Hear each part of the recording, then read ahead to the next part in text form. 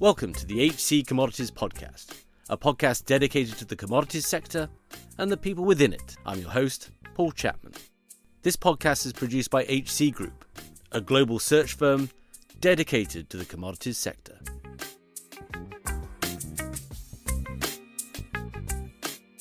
Today we return to the second part of our interview with Mark Crandall, one of the founding fathers of the trading houses and the commodities sector as we know it today.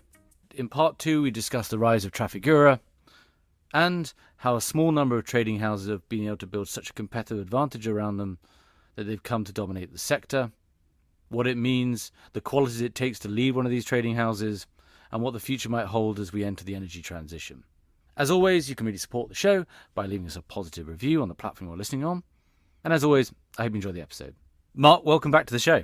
Thank you. So we left off with Marc Rich, now very much concentrated and in charge of Marc Rich and Co. His partners, that leadership team from the generation before have left, and he's got the 4 guys running the business, and he's just hired his lawyer as a sort of Praetorian guard, or as you said, and at that point Willie resigns. Can you pick the story up there? Because I know it's slightly salacious, gossipy, but it's fascinating because obviously this is the genesis of 2 of the greatest trading houses we have today.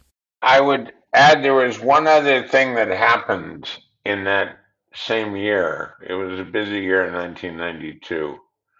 Maybe it was even the end of 91. Maybe I'm wrong here. But Mark pioneered the concept of purchasing commodity-related assets.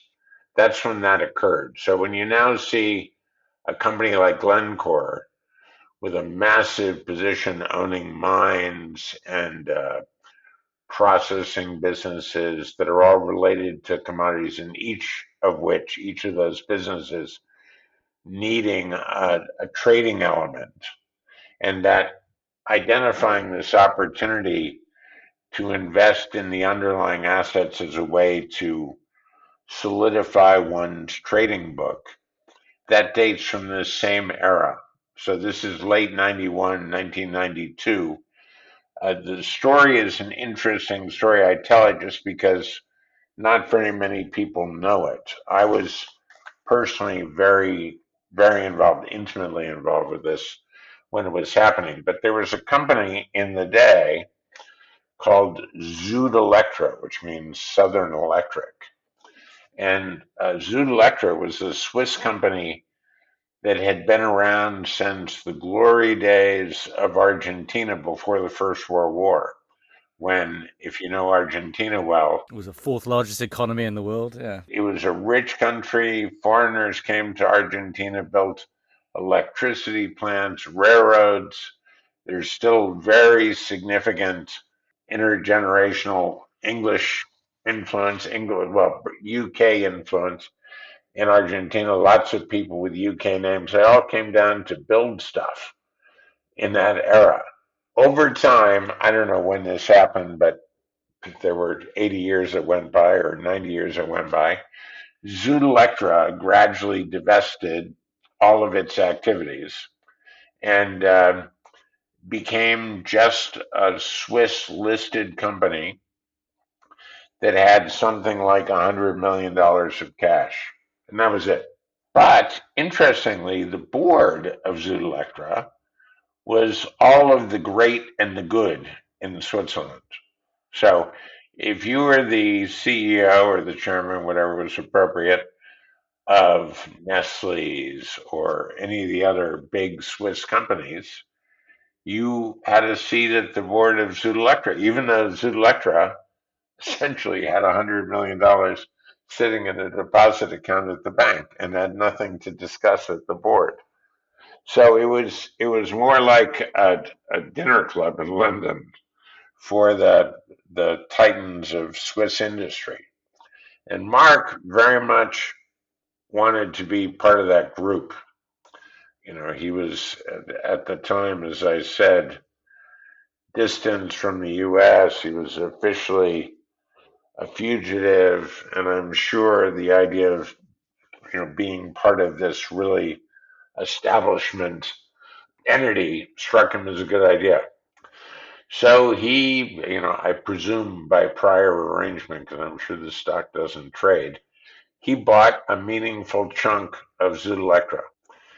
And then once he got there, he suggested to the other board members that Zoot Electra should make commodity investments using the insight that Mark and Marc Rich and company behind him had as to what would be very good investments. And indeed, they went out and started buying stuff, beginning with, I think, a small mine. I can't remember that. I wasn't involved in that transaction, but then buying an oil field in the extreme south of Argentina called Santa Cruz One, Santa Cruz Uno, which turned out to be a terrific investment. I was involved in that, but that isn't the point of the story. The point of the story is Zoot Electra then became a full-time commodity company. All right, it morphed into what became Xstrata. Xstrata is Zoot Electra. It's the same entity. And that's where it came from. In late 91, I think Christmas of 91, we bought Santa Cruz Uno. Mark then went on a road show in Switzerland. I was on the road show with investors explaining how Zoot Electra was now going to become a dynamic commodity investor. And then they changed the name to Xstrata. And then years later, Xstrata was bought back by Glencore. Yeah, fascinating. And I guess that morphing that we've seen of trading houses into mini majors in some sense, right, where they have bought these critical assets that have provided them that optionality, that information flow as well has been crucial to their success. And Absolutely. And that was really pioneered by Mark. I only say it because I think people overlook this. This was actually, in a way, Mark's final great contribution to the business. He figured that out before everybody else did. yeah, and today you look at Trafigura with huge shipping ownership and control. I mean, Absolutely. I know it changed the model completely because the theory was if you understood the underlying price movement in a commodity, you really understood the business, you could get a more leveraged pop at price changes if you bought big assets rather than individual cargoes. That was the underlying idea. Anyway, back to the story. The story was Willie left. There are tremendous rumors about whether Willie quit because they had a fight with Mark or whether Mark fired him.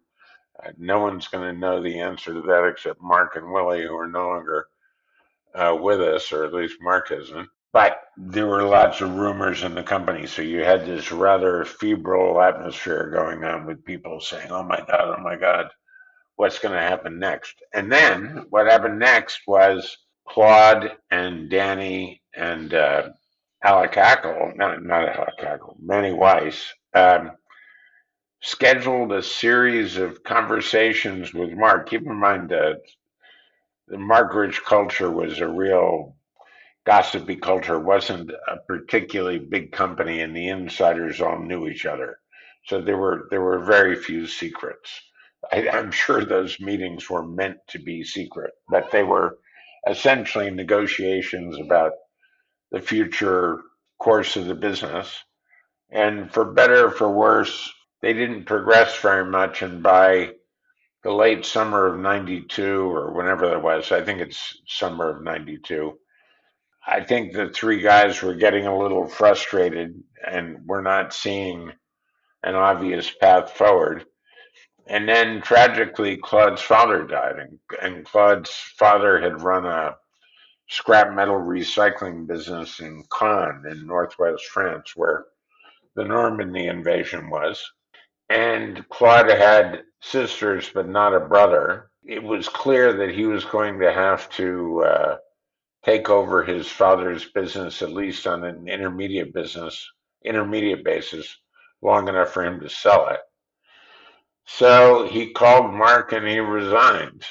And then, because of the gossip that happened in Marc Rich, word got around with lightning speed that Claude had quit, and Manny Weiss thought it was out of solidarity with Billy Strathatter, and in essence, as a political statement to Mark about their frustration that they hadn't been able to resolve all these future issues.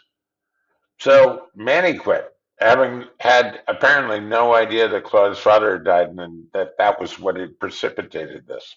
It all happened in a couple of hours. So suddenly you had Billy gone several months earlier and Claude and Manny gone. Danny was out of the office that day or something, but he didn't get wrapped into that maelstrom, so he was still standing on day two. And that was how the whole unwinding of Marc Rich really started, because those guys left and they were in contact with each other. And meanwhile, Mark had a appoint replacements, of which I was one of them. I was given Claude's job, and somebody else was given Manny's job, obviously. And there wasn't really a direct replacement for Billy at the time, that I not that I remember anyway.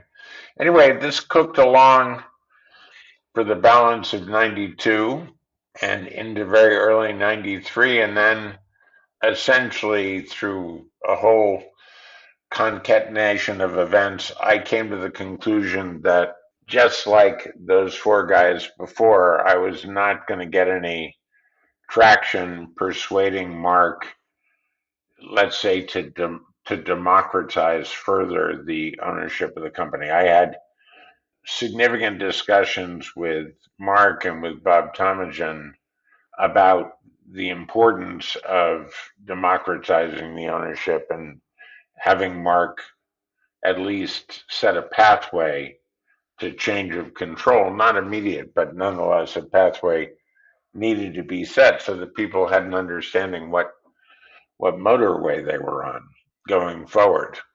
And I came to the conclusion that he just wasn't ready to implement any really meaningful changes. So I resigned. Why was that, do you think? Because obviously, like he'd been collegiate and had, Marc Rich was always employee owned.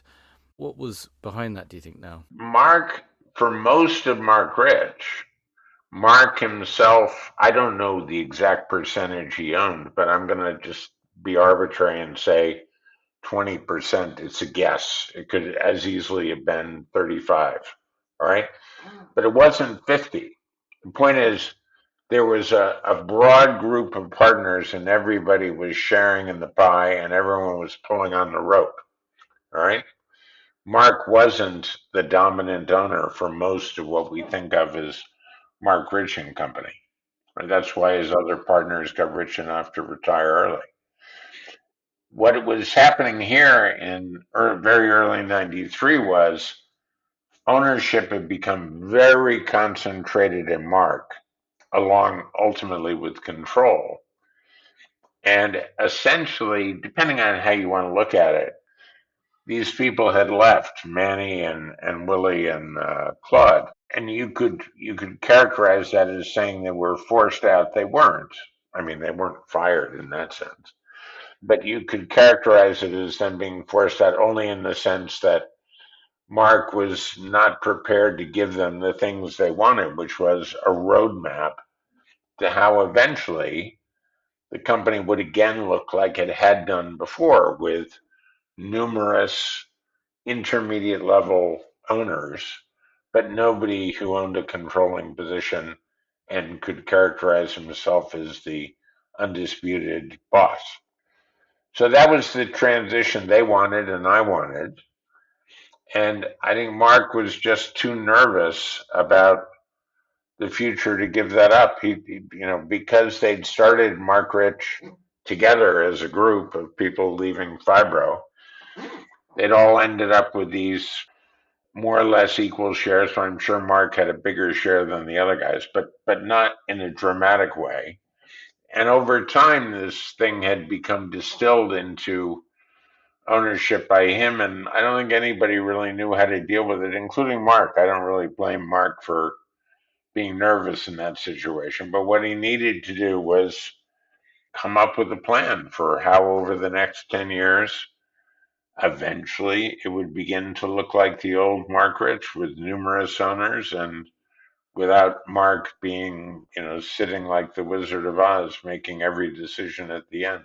Yeah, hard to give up, I guess, all that power. So you then resign, which is, I presume, quite a ballsy move for a 34-year-old leaving the head of trading at Marc Rich. What was the state of play at that point? Well, what actually happened was kind of a funny story. Mark invited me to come to Zug, so I came, and I flew over, and we were going to have dinner.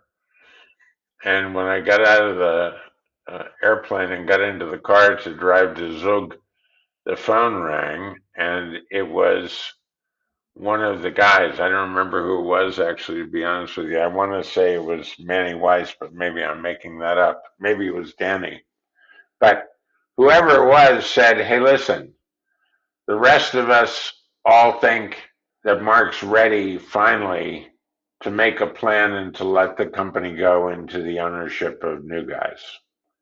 And you're the one having dinner tonight, and we're all kind of with you in spirit, and we're telling you that Mark's prepared to talk, so you're going to have this conversation.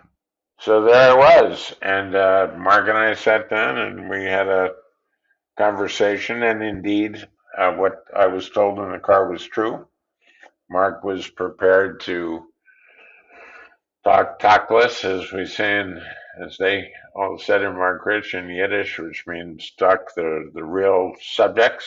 So we talked about things like, could part of the company belong ad infinitum in trust for his daughter, for example? A variety of things like that. But it went from a vague discussion about my leaving the company to my sort of acting as the intermediary for that 2 hour period or 3 hour period between the assembled previous guys and Mark. And Mark agreed to sell the company. And then a couple of days later, Graham Sharp, my colleague and good friend, wrote a beautiful term sheet summarizing that conversation that I had with Mark.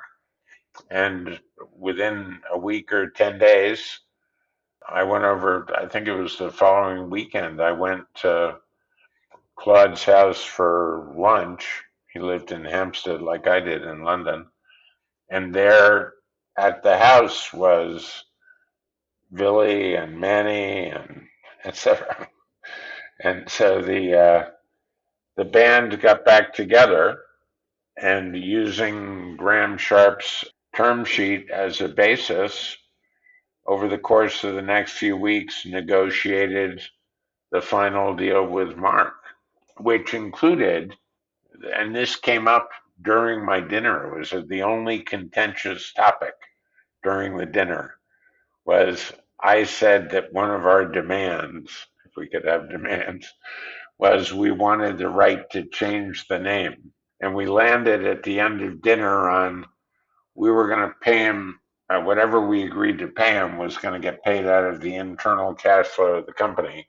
We weren't going to leverage the transaction with banks. And that once we got him below 50% by gradually buying back his shares, at that point we would have the right to change the name. And indeed, that threshold was passed with surprising speed. It was just a little over a year later. I was in Buenos Aires on a business trip and picked up the newspaper and discovered that the company had changed its name to Glencore. Yes, which, you tell us famously what it stands for. And did you come up with that name? No, I think that I've always heard it attributed to Billy, but I don't actually know that. He never told me that. I heard that from third parties, but I presume it's true. Yeah. So it's Global Energy Commodity Resources. And I know that because we obviously nicked it for ENCO Insights, which is our global senior advisory network. No, I had no idea that's what that meant. So I'm hearing this for the first time. It sort of makes sense. Okay, so Glencore's created. You've got a plan to buy them out. The four horsemen are in it alongside yourself. This is 93 when all this happens, or is all inked? This is 93. This is like March of 93-ish. Okay. And then somehow, how does Trafigura get started? What happened was that I was actually with Claude over in Cannes visiting the scrapyard, and Mark called him. And I guess this was order of magnitude 3 weeks or a month, maybe, after I'd seen Mark and we'd sort of kicked this process off. I don't think it was more than a month. It was pretty quick. And Mark had a conversation with Claude. I was actually on the phone, if you remember. You're old enough to remember those French phones that used to have a second earpiece that so someone could. I've seen them in the movies, put it that way.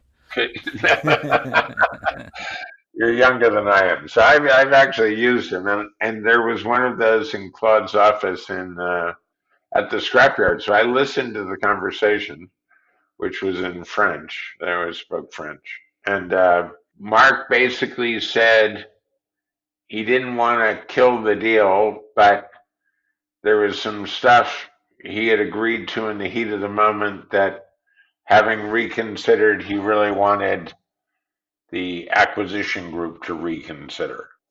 To be honest, I don't remember what the issues were, but the point is, Mark tried to reopen the negotiation in essence.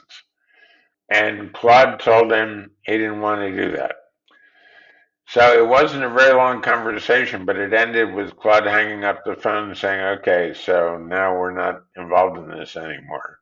Of course, life is a good deal more complicated than that. So the next thing that happened, which I recall several days later, but I don't even remember with whom I had the conversation, but we were approached by Billy and Manny and Danny saying, guys, you kind of precipitated this, and Graham wrote the term sheet, and Mark had that original conversation, and we really don't think it's right to sell you down the river. But if really you don't want to do this, do you mind if we go ahead and try and do it? We're prepared to have another round of negotiation with Mark, even if Claude isn't.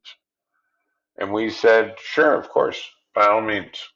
And in between, a few days before that occurred, we had all been hauled over to Claude's house again, which is where all our important decisions were made, and had dinner. And Claude had said, you're very welcome to stick with these guys and go ahead and complete the acquisition of Marc Rich, or I'm going to set up a new company, and I even chose the name. He wasn't very good at names.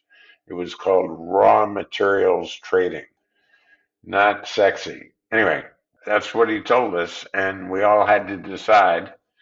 And the group that became the Trafigura founders were all people particularly close to Claude, and we all elected whatever was involved in that to go with Claude, and the business was meant to be, at least at the beginning, focused on scrap metal and the scrapyard that he had effectively inherited from his father, with the idea of stepping out into other European markets. We began with Hungary and then Romania, where there were imperfections in the scrap market, where we thought, using the knowledge of a Western European scrap processing and trading place, we could build a business, which indeed happened. The energy and resources sector is experiencing unprecedented change. To help navigate this change and capture its opportunities, HC Group launched Enco Insights, a global advisory network dedicated to the sector, providing senior advisors and subject matter experts to investment and infrastructure funds, law firms, and corporates. Enco Insights leverages HC Group's 20 years of connections in energy and commodities to give clients the expertise they need when the stakes are high and insight matters. Learn more at encoinsights.com. Yeah. So you go with Trafigura, and the other three carry on with the Glencore. They go back with the Glencore plan. So Claude's never part of Glencore per se, and that's where we get that split. Marc Rich morphs into Glencore with Willie and Danny and Manny, and you, I guess Graham Sharp, Eric de Turkheim, and Claude go and build Trafigura. And the two metals guys, Danny Posen, who was the son of Felix Posen, one of Mark's original partners, right, and Antonio Cometti. So they were both Switzerland-based metals traders. So that's how Traf started. Two metals traders and 4 people from the oil department. Yeah, and this is I get to ask my question of a lifetime. So, talking about Claude not being very good at names, where did Trafigura come from?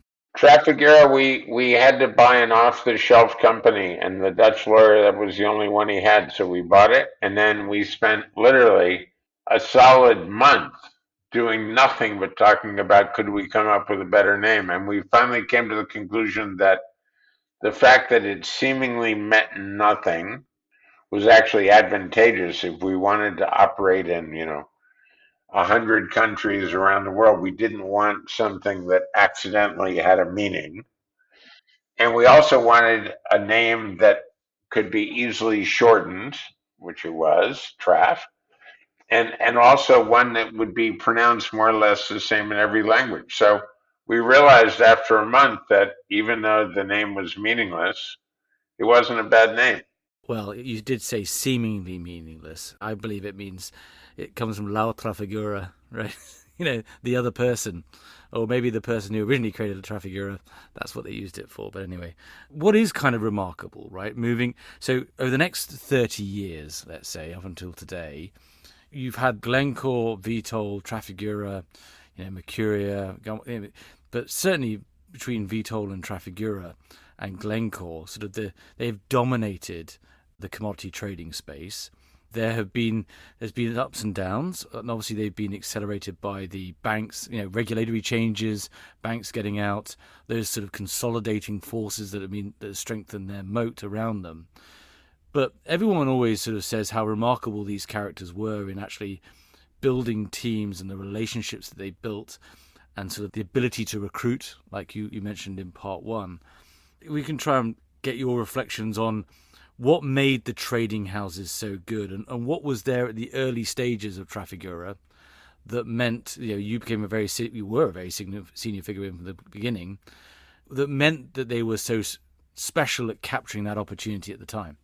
One thing I will say with a note of pride, it's something I'm actually very proud of. If you actually went and looked at the field of battle from around 79 all the way through to the mid-90s, and you look at the number of small physical trading companies that tried to become big, none of them made it. Mercuria made it, and we made it. Vitol. Oh, Vitol was Marc Rich era. They were already around. They weren't as big, but they weren't incumbent. So when we started, it was Glencore and Vitol versus the world. And there were many, many days when I didn't think we were going to make it. And meanwhile, all around us, there were physical trading companies trying to become the same thing that Trafigura became, but they didn't get there. So Trafigura, led by Claude, had something that all those other guys didn't, and I attribute it mostly to the concentration on metals, which I think was hugely important. We were energy traders, but the metals world is a stickier world. Once you've got a client relationship, you typically have a long-term contract, so you have something around which you could build your business. And we were able to make money pretty easily and pretty quickly in energy. And meanwhile, we were trying to build a metals business that at the beginning didn't make money because those moats in the metals business were really tough. For example, you couldn't buy a concentrate that had a particularly low amount of arsenic in it unless you could blend it, because there was no way you could overpay for low arsenic unless you could capture that value by blending it with some other concentrate stream that had high arsenic. When you're a beginning trader, you don't have the other concentrate stream. So everything you try and do is in its own silo, and they inherently lose money. So the metals guys were trying to sign up for this, that, and the other thing, and everything they touched inherently was unprofitable. And of course, Graham Sharp and Eric and I were constantly saying, geez, this is kind of frustrating. And Claude was saying, guys, these people are buttering your bread.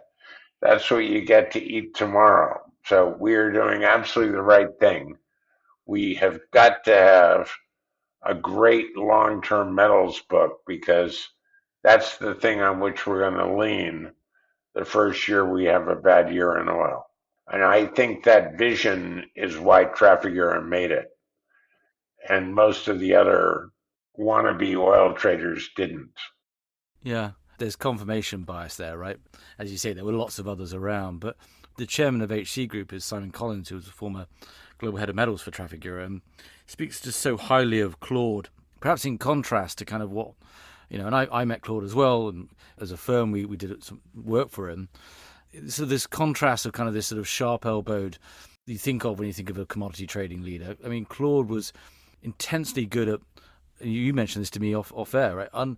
Finding young talent and really empowering them, and really good at building relationships, right? I mean, the other thing you could say about Trafigura, it might have been the vision and foresight to get into the right markets, but also, the leadership team that was taking Trafigura through its next phase of growth, right, the 2000s to today, are all people, a lot of them were handpicked by, at least up until very recently, were handpicked by Claude.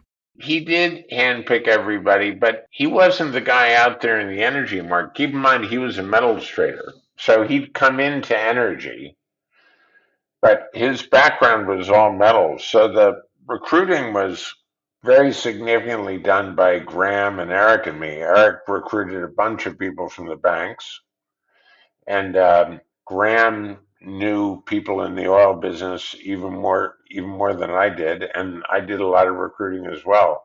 Claude obviously approved everybody that we brought in, but it wasn't a single-handed operation. Claude was especially good with senior level people with whom he established a very easy rapport. He was lethal. He could have sold ice to the Eskimos. Yeah, there's powerful sort of the salesman side of it, but that point, what he was hiring people that there was no concern about hiring someone who might be smarter than him, right? And I guess you shared with me as well. No. He had no issue with that at all. Just quite the opposite, actually.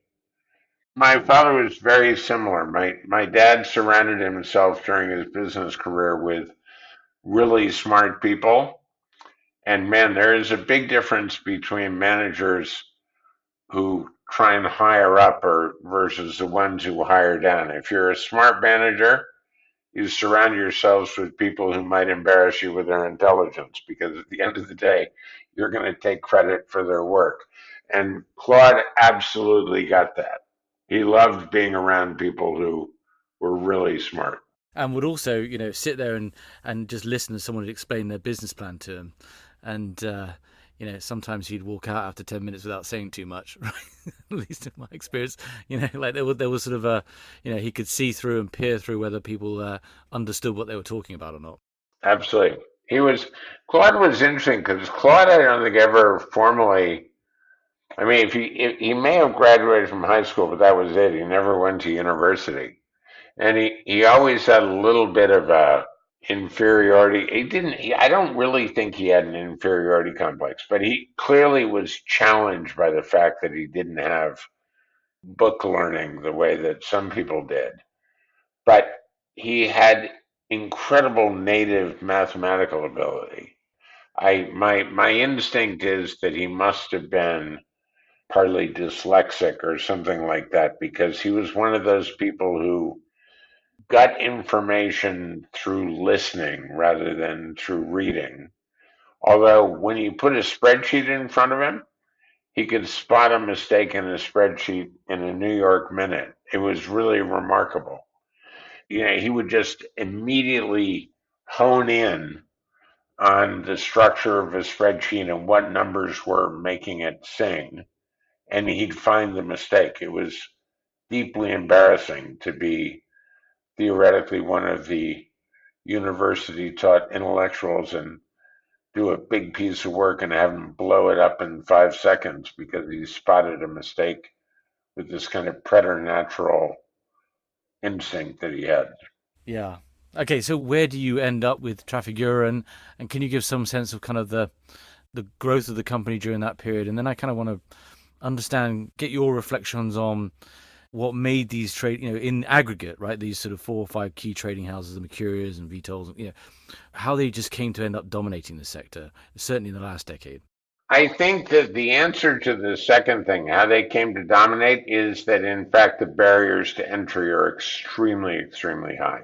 The example that I give to people, I know your audience are commodity traders, so I don't have to simplify quite so much, but I nonetheless think this simple example is an example of why the trading companies exist the way they exist.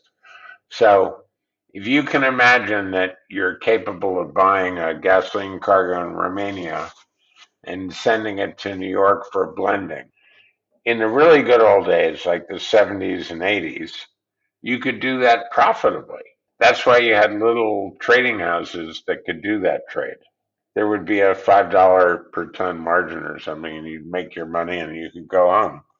And you'd have trading houses that were particularly burrowed into Romania or particularly burrowed into West Africa that could do those sorts of transactions. What happens now is, again, this is metaphorical, it's not literal. If you wanted to do that trade today, purchasing in Romania and selling in New York, you'd almost certainly lose money. You would have a built-in negative margin.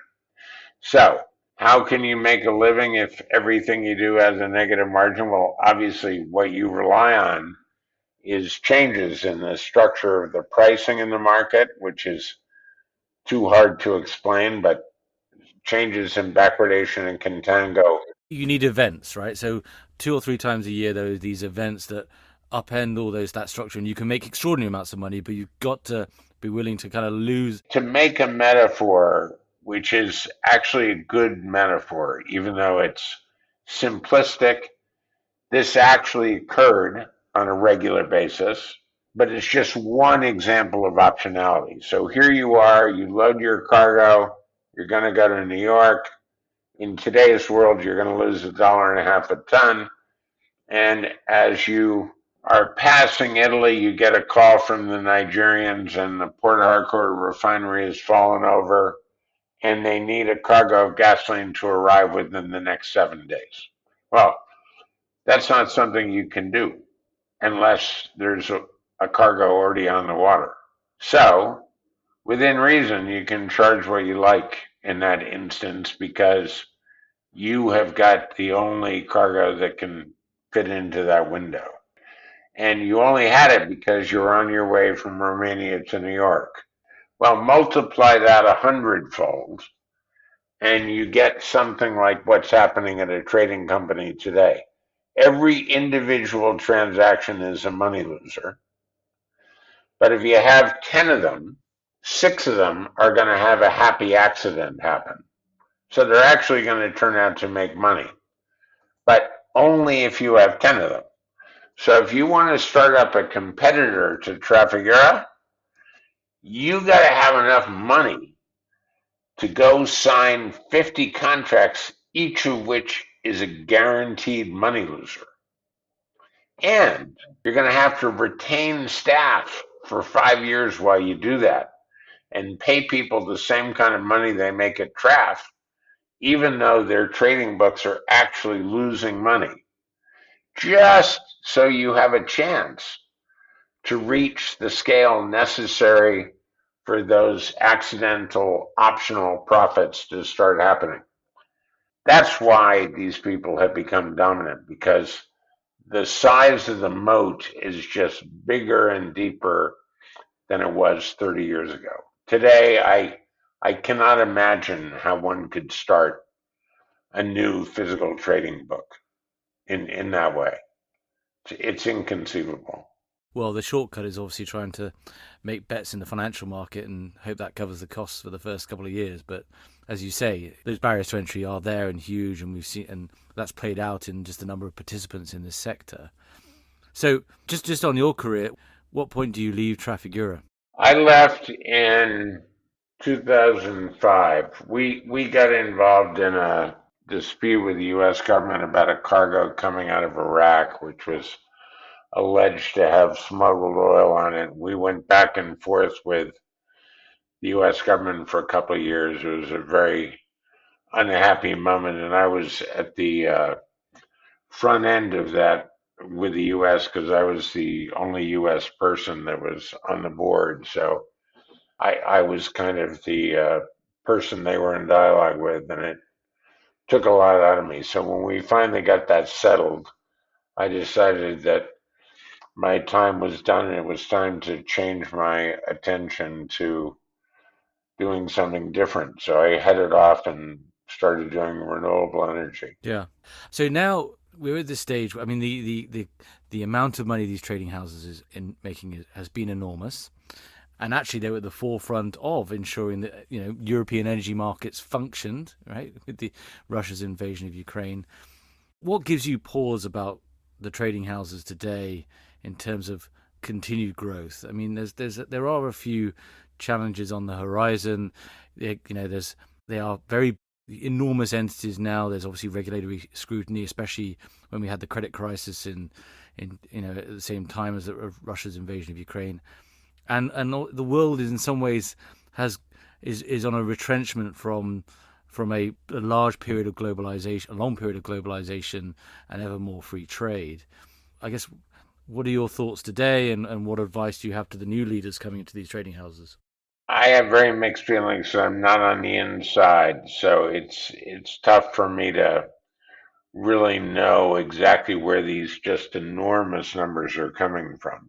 I mean, they are really making tons of money. Now, we've had some really enormous price movement over the course of the last several years, but they seem to be cranking out really impressive profitability numbers with tremendous consistency. So that implies that once you reach the kind of scale where they've reached, this business of accidental optionality is really, really important. Your book becomes big enough that if you optimize around the edges, the amount of money that's involved in that optimization is very significant. Clearly, I don't know whether we're going to deglobalize something like oil. It seems very hard for me to believe. I can believe we may deglobalize the manufacture of some things which are made overseas.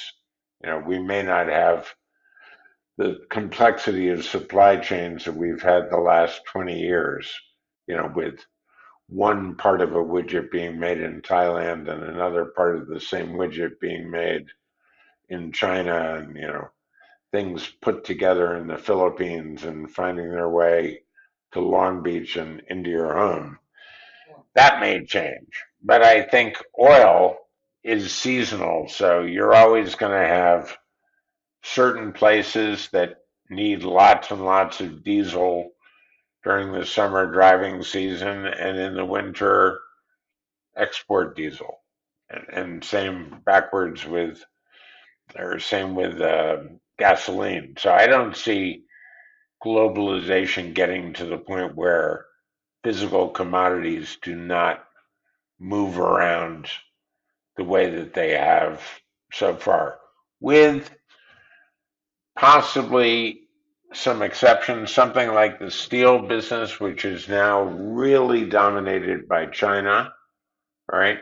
Deglobalization, if that's a word, could really change a lot of shipping dynamics, because today the world consumes about 2 billion tons a year of iron ore, 2B, B with a like boy.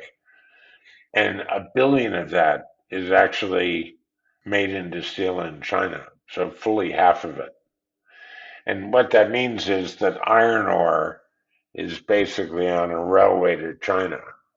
That will change, and maybe that will have an impact over time. But I don't see those sorts of threats. In the oil business, you have the theoretical threat, but I think it's not something I would lie awake at night if I worked at Traf, that in theory, we're going to reach peak oil consumption. There's even people who believe we already have. Hello, I'm David Hunt, founder and managing director at Hyperion Search. Founded over a decade ago, Hyperion Search has helped organizations from major utilities to startups recruit their leadership teams and key individual contributors to accelerate both their growth and the energy transition. Our three main verticals are renewable power, energy storage, and e-mobility. The energy transition and the talent that delivers it has been our passion since day one. To find out more, visit hyperionsearch.com or listen to my Leaders in Cleantech podcast, available on all platforms. But typically markets get more volatile as they degrade, right? We even covered that. No, I agree with you. This should not keep me away. It should get more fun, yeah. Just one question as well, and this is a bit of a challenge, right? And I've sort of heard it from some senior leaders, is that as that system, as that accidental optionality platform, as you describe it, which I love, has grown, there is the argument that actually some of the exceptional talent that these trading houses have raised, the people who've been able to go to very distant lands, take risks, both price risk but also personal risk in terms of the locations they're at, the relationships they're able to build. A lot of that is kind of going away. A lot of it, a lot of the markets become very much more transparent, screen based. You can go in the office at 7 or 6 and leave by 2 kind of thing. Now, it's not a problem when they're making lots and lots and lots of money, but is there a sense that the role within these huge behemoth trading houses has changed, and that in some sense they might be overpaying? I don't want to get lynched on the street, but I don't know what your take is on that. I don't know whether they're getting overpaid, but certainly the skill sets in the companies, I'm sure, is evolving. So if you wind the clock back 30 years just to make the point more forcefully, your star performers were the ones that had the customer relationships. And now your star performer is probably the optimizer who's running the book and figuring out the most clever way to squeeze the extra dollar out of that optionality. And the people talking to the countries or the refiners are less important as a percentage of what's being made, because more of the market has become transparent. Less of it is actually transacted person to person than was the case before. And the markets are more transparent anyway. However, people are not going to get knocked out, because it's important to realize that 30 years ago, maybe the reason you got that Nigerian cargo was that you knew the guy very well. I remember one of our Marc Rich guys who used to look after one of our important suppliers in Nigeria told very funny stories about spending 4 days in a remote village at a wedding and and returning to Lagos wearing Nigerian traditional clothes and finding with the hotel full, he had to go to the home of the Dutch ambassador and ring the doorbell dressed head to toe as a northern Nigerian chieftain. Those sorts of jobs, I'm sure, exist less today than they did 30 years ago. But the thing is, that person in Nigeria probably still has to deal with Trafigura, because now the guy in Nigeria is really well educated. He's not dealing with anybody because he likes them or because they come to his nephew's wedding. He's dealing with them because they have the best price.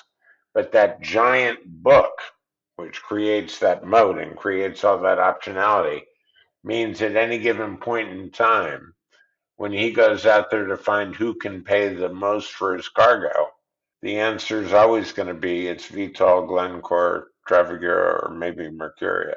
Yeah. And I do think as well, actually, as new technologies are become surpass our ability to optimize at kind of that micro level, I think the big risk, the big bets, the big value is going to be created in some of those long-term bets, right? It comes back to your Claude saying we should build a metals book, or we should get into LNG and we should get into coal as he later did, right? That pays off in 5-10 years, and that's where You're absolutely correct. And this is the same call that Mark made when he said we should own an oil field. That's going to turn out to be the future of the business. So you're absolutely correct. Where is the money made? The money's made on really big strategic decisions, which then get translated into tactical decisions, but really big picture stuff. And then building teams of people, which is the management skill necessary to execute the vision that you had in the first place. Claude had the people skills and he had the vision. So did Mark. And clearly so did the original team at Vitol. yeah, and Mercuria, right? I mean, it's as you say, as you highlighted, if we were to go back 25 years, there'd be a plethora of these trading houses. One final question in the time that we have left, and I've really enjoyed the discussion, but it's pertinent to you yourself. As you said, you've gone on to be involved in the renewables business, the lumber business. One of the discussions that we had in preparation for this was, and I think it's key to anyone listening who's in that current leadership and future leadership of these trading houses, is the role that they can play being in at the ground floor of the energy transition. And one of the examples you gave was green ammonia, of which you've been heavily involved in, about actually way back in the day that the trading houses started to take risks on this nascent oil market, which then unlocked it, which then allowed oil flow around the world and sold for high prices. Some of these green commodities, at the moment just don't have markets and therefore very hard to invest in. Can you just give us some sense of your thoughts around that and the trading houses' role in the energy transition and some of these newer commodities? Yes. I don't want to go on and on, but just to be clear, when I started trading precious metals options in, I'm going to say 1982, so 40 years ago, right? And we would call other options traders and we would say, what price will you sell a $300 gold call for? And the guy would give us a number and we'd say, how do you come up with that? He'd say, well, I'm happy to sell at that number. That just seems like a good number for me to sell at. So he was living in a world where he looked at the world and autonomously said, this ought to be the price. I'm comfortable just owning this or being shorted in this case if he was selling a call, because he had a view about what was going to happen to the price. Now, that was the world of 40 years ago. Today, no grown-up in the commodities markets thinks about price that way. You may have the view, I think coal looks cheap, I may buy it. But when somebody says, do you want to buy this coal cargo or this oil cargo, any competent trader immediately says, what's the price of the most similar thing in Rotterdam? What's the price of the most similar thing in New York? What's the price of the most similar thing in Singapore? And you work out a theoretically correct price. And thus, you know what's a cheap price and what's an expensive price, because you're actually building it into a whole tapestry of prices for all sorts of related commodities. Nothing is being done sui generis. Nobody just says, oh, this would be a good price to pay for this oil cargo. They derive the price from existing market information. But in Mark's day, when he had his break with Jesselson, and Mark wanted to put oil in storage in Rotterdam because he thought the price would go up, today if somebody walked into their boss's office and said they wanted to, they'd think they were smoking crack. That's just not how it's done today. But that is how it was done then.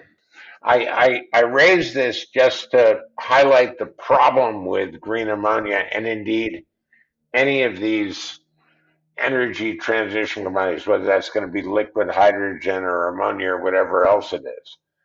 There's no obvious reference points. The absence of a market means that for a modern trader, it's almost impossible to open your mouth and speak a price. You don't know where to begin. Where am I looking for my reference point? Everyone, if I wanted to sell ammonia to Traf today, there might be a price they would come up with, but where they would start is there any reference price, like a Platts published reference? Maybe you can sell to me at a premium to that or a discount to that. And that way neither of us has to have a view on the absolute price of ammonia. But the problem is those things don't exist in hedgeable form. There is a Platts price for ammonia, so you could actually buy ammonia, Platts related. But the ammonia that Platts quote relates to is traditional gray ammonia, meaning ammonia that's made out of natural gas. So its price movements are based on primarily the price of natural gas and idiosyncrasies of the ammonia market, but almost nothing to do with green ammonia, which is made by electrolysis of water. So there's no reference out there, so nobody knows what the price should be. And when we've gone to Trafs and Vitals and said, would you be willing to buy ammonia? Broadly, the answer is no, not in that sense, because the only way we could do it is to say, we think 750 is a good price. Would you like to pay 750? And the answer is no, not really. They'd much rather wait until there's a traded market where they can make sure that they're buying ammonia cheaper than what they perceive to be the market value. But it becomes a chicken and egg problem. Until the market comes, no one can trade it, and until you can trade it, there's no market. So that's where we're kind of stuck with the energy transition, and unless governments step in and backstop some of this, it's going to be very hard to get it off the ground. Or is the argument there that actually it goes back to Claude saying we need to be in metals, right? Like, if you fundamentally believe that commodity, and and that, I guess this is the ultimate bet, right? Is green ammonia going to be a transporter of electrons in the future? Well, let's start building that, accidental. No, you're absolutely right, and that may be how this is solved. We're not quite there yet because the world isn't yet convinced that it needs ammonia. But I want to finish with one little observation, which I make to my a lot of the younger people who work with me on a regular basis. But it's super important to understanding why these things are difficult. Your typical consumer of an industrial commodity is buying it to turn it into something else, right? They're buying electricity to make cars with, or they're buying ammonia to make fertilizer with. What they really care about most of the time is that if they have competitors in the same business, that each of them is paying more or less the same price for the ammonia, just to use ammonia as an example. That's all they really care about, because at least in theory, if the price of ammonia goes up, the price of urea fertilizer will go up too. So as long as you have the most efficient urea factory, and as long as you're not paying more for ammonia than your competitor down the street, you should be okay. So if somebody came along to you and said, hey, how would you like to buy ammonia 5 years forward? I can sell it to you for $100 cheaper than the price today. You would look at that as an industrial consumer of ammonia and say, why the hell would I want to do that? If the price of ammonia goes down further and my competitors can buy it 5 years from now $200 cheaper than today's price, I'm bankrupt. And nobody else is going to buy it 5 years forward. So why would I stick my neck out? What? Because I'm trying to make $100? I'd rather just keep my neck well inside my shell and just wait and see what the price is, and I'll be fine as long as my factory continues to be efficient. Now, that's the correct answer for the industrial consumer. The producer, though, is about to go spend $1 billion on electrolyzers to make this stuff. And his banks are saying, you need to show that you can sell it. So go find someone to buy it. Well, the structural characteristics of the market mean that there isn't anybody who naturally wants to buy ammonia 5 years from now. So you have a structural disconnect between producers who, pressured by their banks, need to sell 5 years forward, and consumers who really want to buy hand to mouth. And that's true of most of the major markets. I mean, singular exception in the petroleum market is, for example, aviation, where you'll see the major carriers buy jet forward. But what are they doing? They're only buying forward jet to the extent that they're selling forward tickets. Other than that, they don't want to hedge because it's irrational to hedge. It's irrational to purchase forward. So this energy transition space is going to be challenged because there isn't a natural standstill buyer, but there are natural sellers. Yeah, fascinating. Well, I think you should put together a paper, and I think, as everything, right, this will create a new suite of opportunities for people. And some of these big bets are being made today. Some of them are waiting. And again, we're in kind of a period of political volatility and the rest of it. But presumably, if you want an area that doesn't have a moat around it, some of these new commodities are one of them. You're absolutely correct. There's going to be some money made here, and I'm hoping I'll be one of the people who helps figure out how to do it, but I haven't got it yet. Well, Mark, it's been absolutely fascinating and, as importantly, very enjoyable having you on. So, I think I and my audience thank you for your time. We'd love to have you back on in the future and sort of pick the story up on where the energy transition is going and all the rest of it. Thanks, Paul. I really enjoyed it. You're a very good interviewer. This is very amusing. It made me remember a bunch of stuff that are not typically present in my mind, but I had a really blessed career and I had a hell of a lot of fun. So it's fun to look back on it.